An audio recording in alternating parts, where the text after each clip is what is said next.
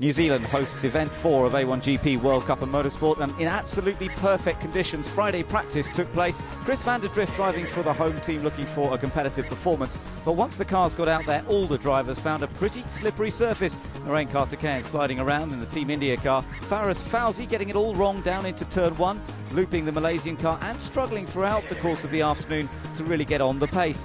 While others were getting into trouble as well. Chris van der Drift was just reaching the edges of the track. Others were going that little bit further. Dan Clark making his debut for Team GBR, finding things a little slippery at turn 9, but no damage done. And Faris Fawzi this time, not turn 2, this was up at turn 11, where we also saw a lot of minor spins. Thankfully, no one seemed to go into any barriers or hit anything dramatic. Chris van der Drift had a spin towards the end of the lap. And even Loic Duval, very fast here in the past, locking a front wheel, thankfully keeping it all together and getting it back on track.